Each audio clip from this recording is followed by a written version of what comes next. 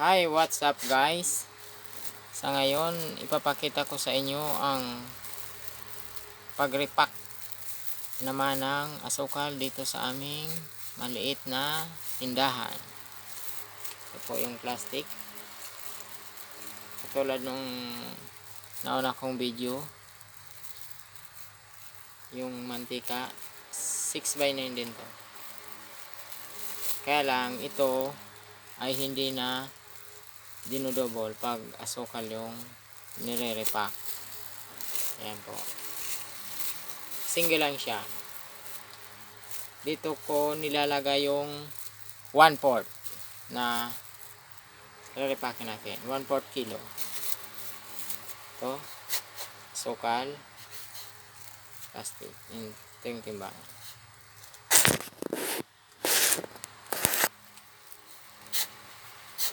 Ayan, titimbangin na natin.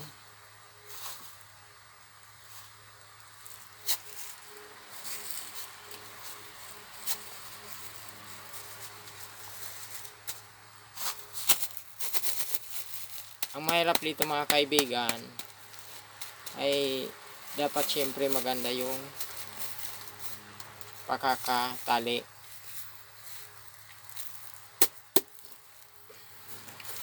Yun, hihilain at paiikutin. So ito na siya. Ulitin natin.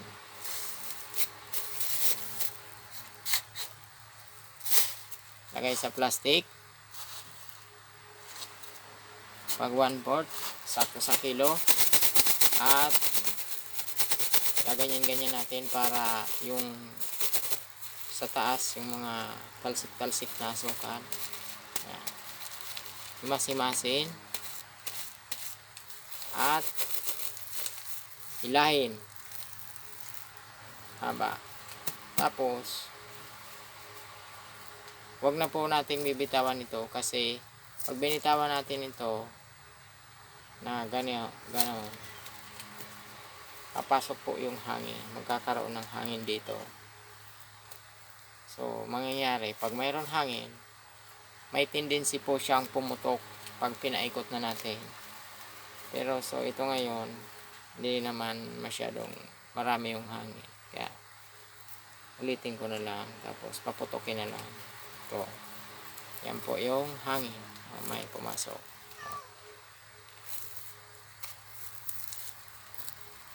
Tapos paikutin ulit natin.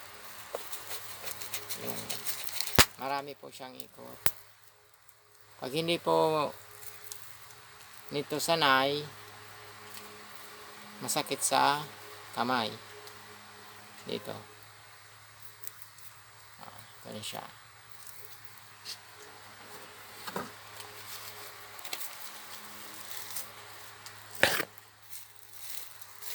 Ituturo ko sa inyo ang technique nito kung bakit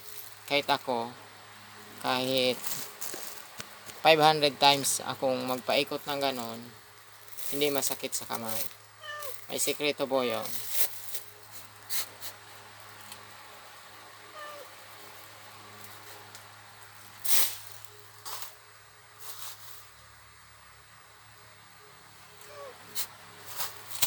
Ayan.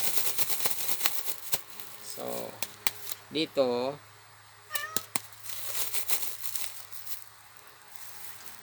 pag hinila natin ng ganito, at sabi ko nga kanina, hindi na to bibitawan, igaganon na lang natin. Tapos pipindutin natin ng ganito, kapindot. Dapat hindi yan mabitawan, kasi pag pinaikot natin yan, ganyan, ganyan dito, ikot, masakit sa kamay. Masakit po siya sa kamay. Ngayon, sabi ko sa inyo, may sikreto yon para hindi masakit dito. Ganito yon.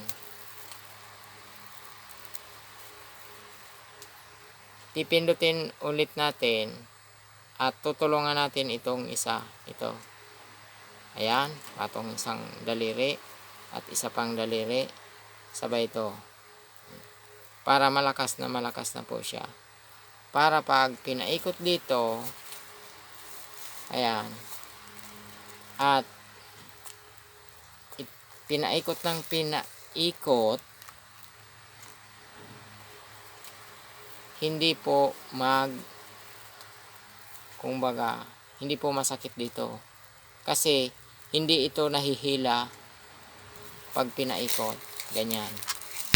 Ayan. Oh.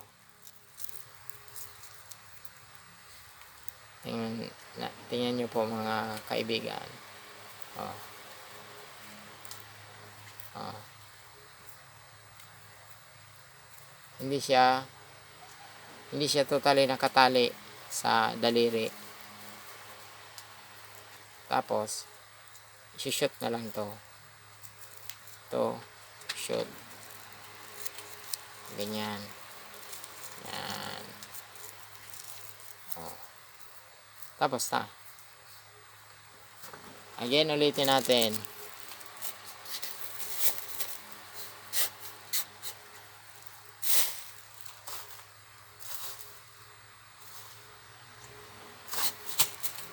Para patunayan ko sa inyo na hindi yun talaga nahihila, papakita ko sa inyo na hindi dito didikit yung nakapagano na plastic. Ganito yun. Ganito yun. Hila at ipit. Ngayon, yung sabi ko sa inyong papatunayan ko na hindi talaga dumidikit, hindi ko pa didikitin dito. Iipitin lang natin. Tapos, hila. Hindi siya, pero napapaikot.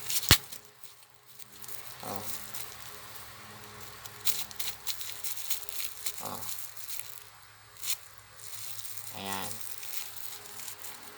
Tapos, wala. Hindi masakit.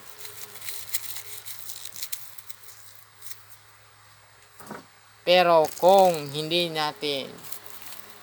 ko iipitin ng paganito,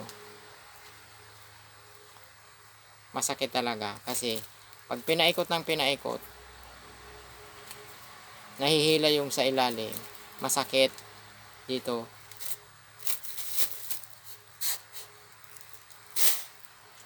Ayan. Ulitin natin. Ipakita ko sa inyo kung bakit masakit kung hindi ko gagawin na ganun na iniipit. Yan, hila, tapos paikot, hindi ipit.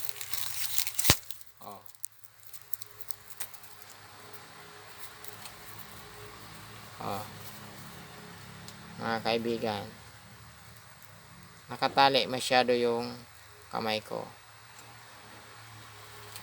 Ang hirap.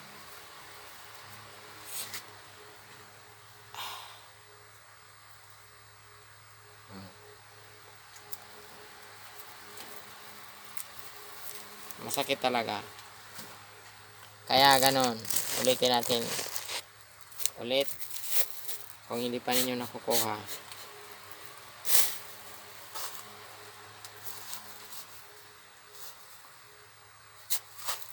Kung bago pa pala kayo sa aking channel, huwag kalimutang mag-subscribe at pakipindot na rin ang notification bell para notified kayo sa mga bagong video natin na i-upload. Ayan o. Tali. Ipit.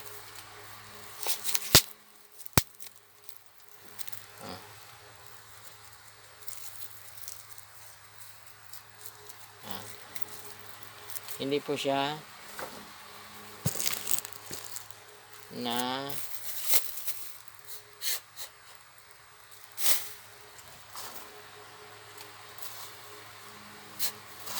tatalian ng basta-basta lang. May sikreto po yun. Ganun yun ang sikreto.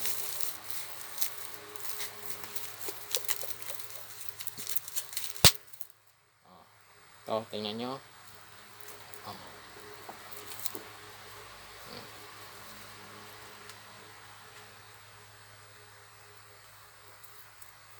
Masyadong naipit ang aking daliri. Ang sakit nun.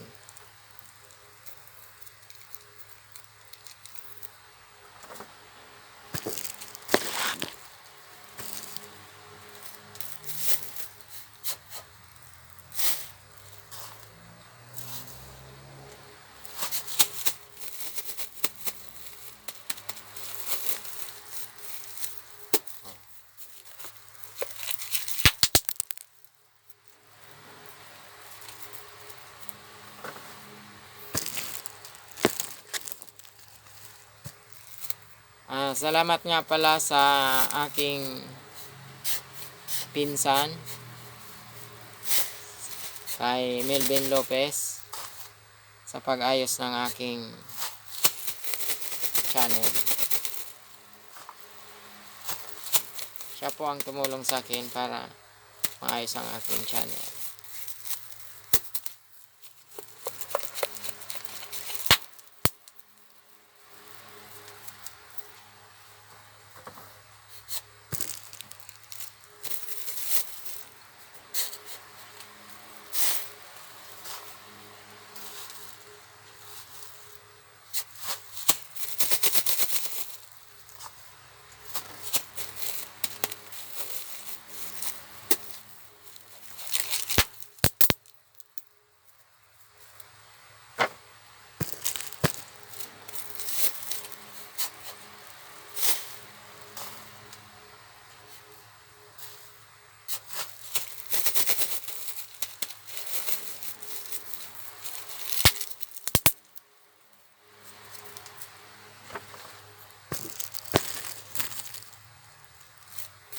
Kung makikita nyo mga kaibigan, may ilaw. Kasi ginagawa ko to gabi bago ako matulog.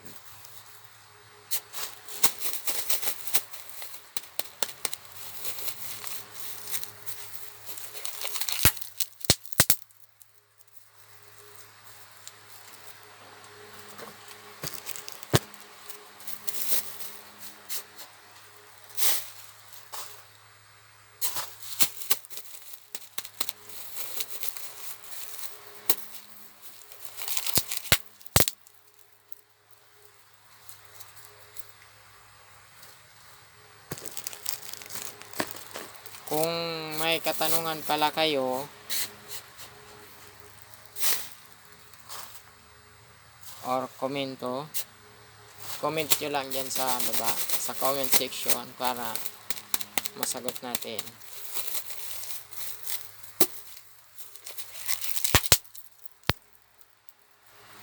Ayan po. 1/4.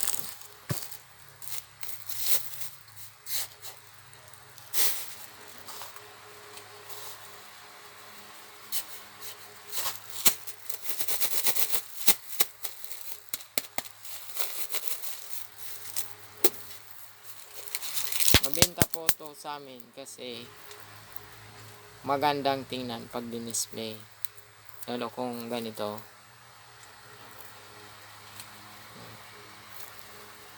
Dito po yan sa amin sa probinsya ng Albay.